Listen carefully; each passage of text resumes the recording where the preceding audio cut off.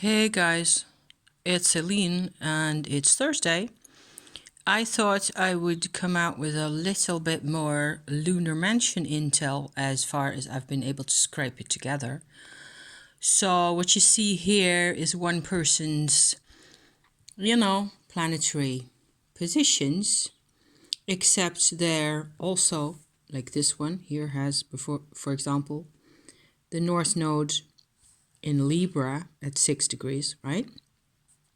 That will make sense to most of us in the West.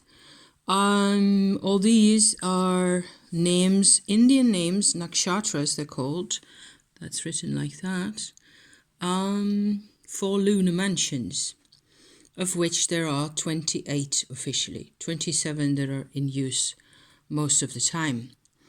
So, as you can see, 5 degrees Taurus, nearly 6, 8 degrees Taurus, that's actually the same mansion here.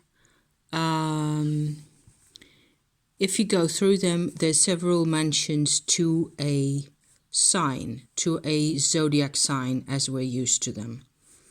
Okay, so that looks something like this. Upside down, sorry for that. There's Aries, there's Taurus.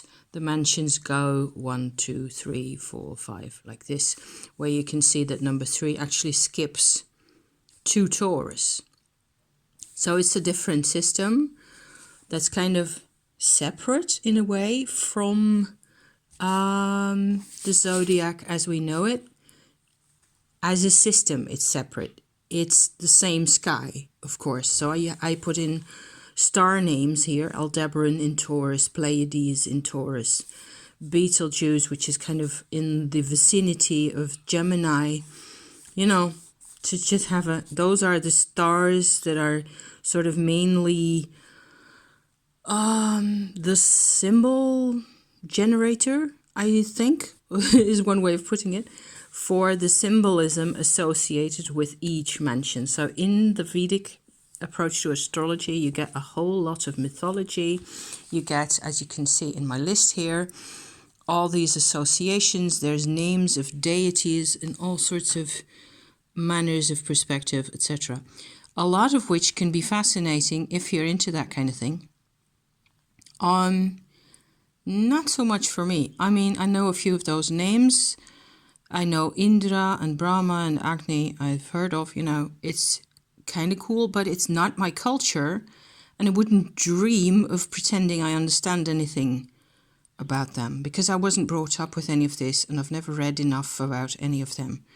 And I know that there's lots of deities and lots of different kinds of perspectives on that, and it would just, what blew me away, which I also mentioned quite extensively in my first Lunar Mansion video, is that apparently the position in a particular mansion of your Neptune and your Pluto and your Mercury and all the rest of it generates a particular one of 4 types of qualities. And that's the only, really the only kind of a field in this whole thing that I've been focusing on, because I'm fascinated by what these qualities really mean and how they operate and what it means, because I've made charts for people, a number of people.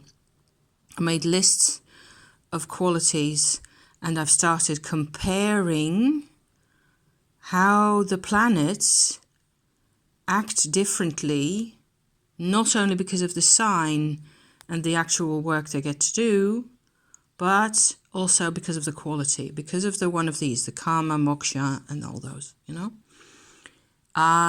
where I believe that if I go back to my other chart here, this is actually, with the colors that you see here, is actually my result of plotting out the qualities back into the zodiac wheel.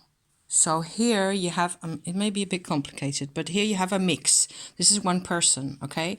That's a total mix of the qualities. They have Mercury over here, Neptune over there, Sun in a different place, etc.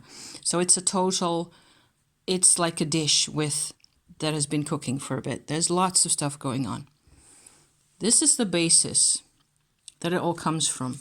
Every person who has a planet in, say, Lunar Mansion number 14 over here, the planet, whatever planet it is, has the karma quality. So I came to the conclusion from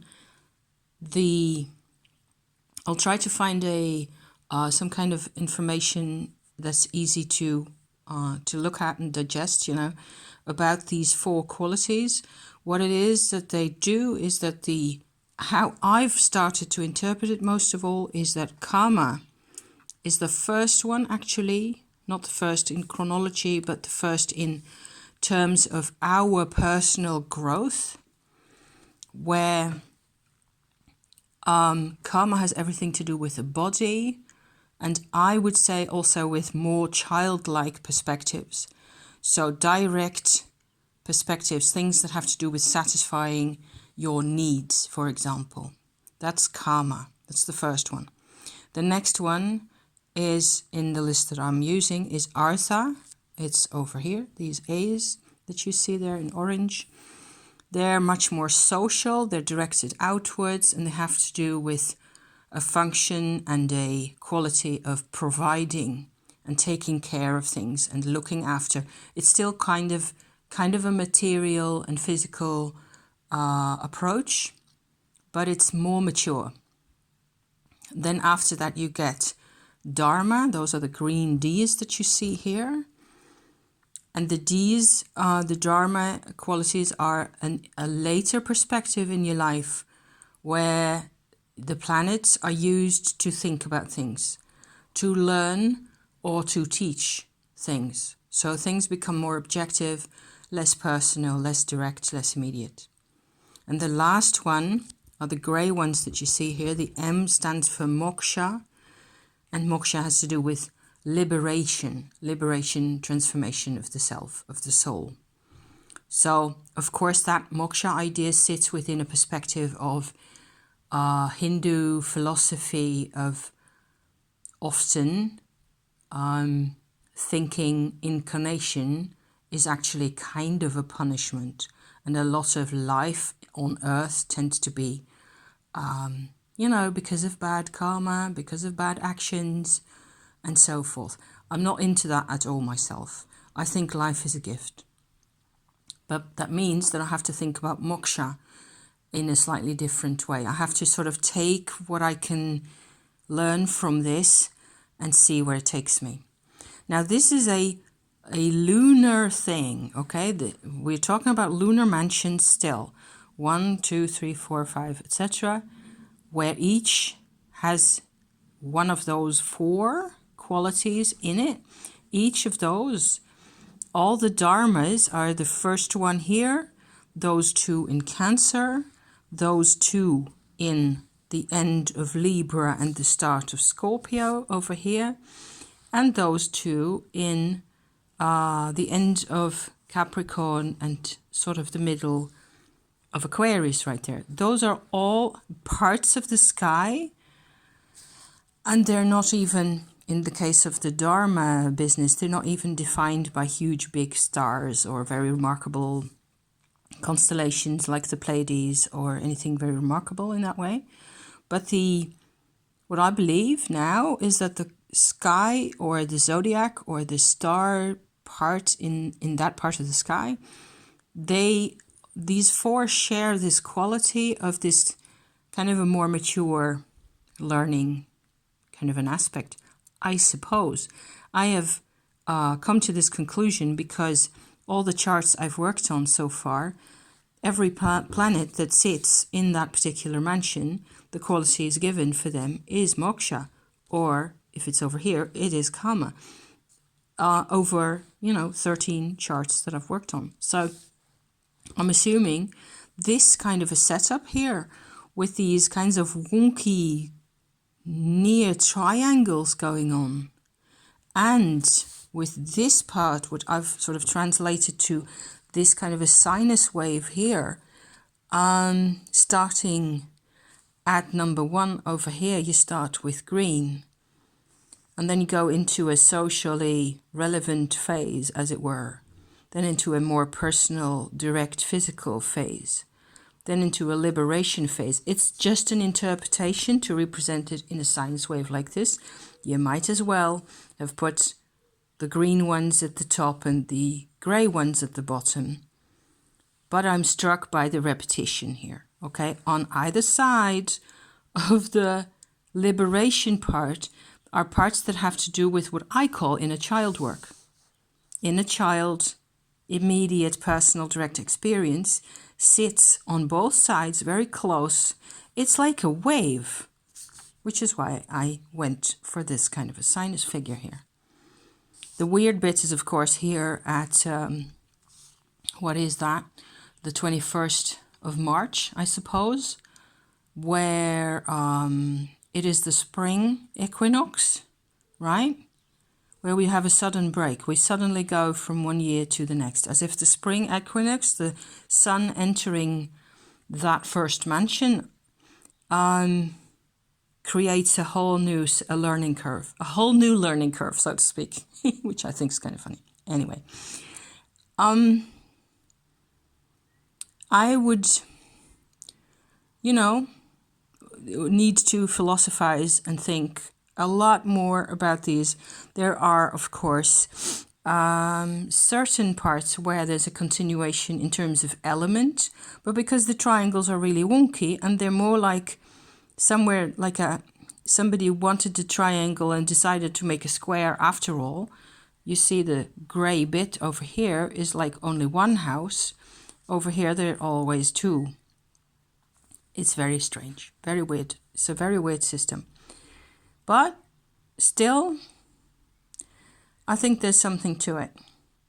How we learn things and how we process and sort of where, depending on your life activities, where the advantage is going to be, because that's, of course, the practical side to this. Everybody needs a balance of all the 4 qualities in their life. And some of us, like myself, for example, don't really have that. I don't have a lot of karma going on, even though there's quite a lot of those places right there. I don't have much of that. I've got a lot of the other ones, So, I don't know. I hope it's interesting. It'll be continued at some point. Maybe there's going to be a brainwave. I kind of hope so. Because here, the moksha bit, the self-liberating bit in the second half of Taurus, that corresponds to something kind of similar in Virgo, which is also an earth sign, right? However, the third big slice of moksha sits in Sagittarius right there, which contains the heart of the galaxy, by the way, just in case that mattered. Not that you can see that in the sky in the old days, certainly not. But it's true, it's there, right? So, and then at the very last end of Pisces, there's another department for, for the wobble, for the self-liberating part of things. I think you just have to, I was so fascinated that I got my Daughters of the Moon Tarot came to me in this weird situation where we were in, just as I've been working on this most of the time, trying to, when I wasn't doing any tumor related hardcore therapeutic stuff for either of us, this is kind of like my, I don't know, a little bit of a geeky, nerdy kind of a corner of things, and I'm really fascinated. If you detect a pattern, or if there's something in here that you can go like, hey, I feel like this corresponds to this, that, and the other thing, please don't hesitate to write a comment, because I would love to hear from you all. Thank you for watching. I will keep it like this for now. If there's more intel, I will share. Okay, thank you. See you next time. Bye-bye.